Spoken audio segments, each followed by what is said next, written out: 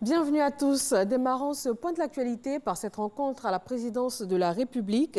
Le président du Sénat français a été reçu par le chef de l'État ivoirien Alassane Ouattara. Gérard Larcher est en Côte d'Ivoire pour le premier forum du Sénat ivoirien sur les collectivités territoriales. Les deux personnalités ont mis à profit cette rencontre afin d'évoquer l'excellence des relations entre la France et la Côte d'Ivoire. Chiram Kofi Awola. On l'appelle Gérard Larcher et il est le président du Sénat français. C'est à ce titre qu'il a rencontré ce mardi le président ivoirien Alassane Ouattara.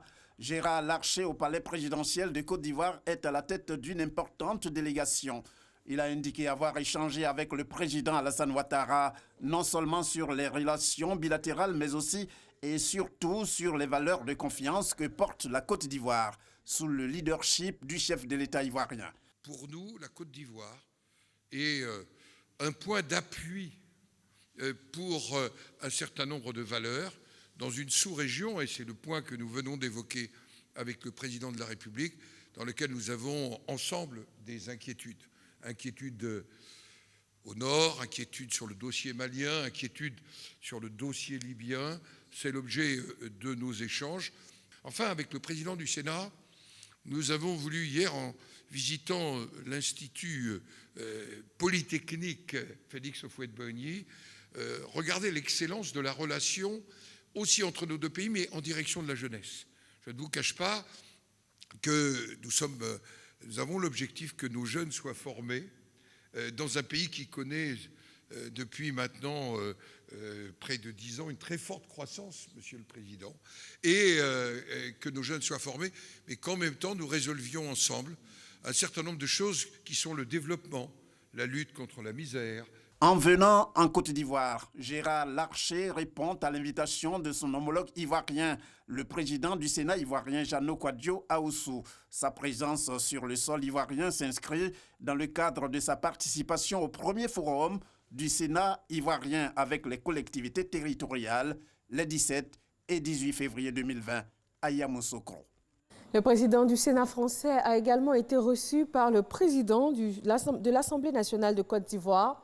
La délégation du Sénat français a une séance de travail avec les parlementaires ivoiriens.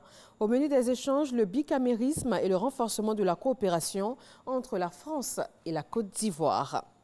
Nous voulons un dialogue direct avec le président de la République. S'est exprimée ainsi l'opposition ivoirienne lors d'une conférence de presse tenue ce mardi au siège du PDCI-RDA. Les plateformes de l'opposition CDRV, EDS, FPI, AFD, URD et d'autres partis politiques de la gauche ivoirienne ont marqué leur désaccord sur la clôture du dialogue politique pouvoir-opposition annoncé hier lundi. En sport football, la Fédération ivoirienne de football et la radiodiffusion télévision ivoirienne, RTI, ont conclu ce mardi un nouvel accord de partenariat, cela en vue de la production et de la diffusion des matchs du championnat national de football.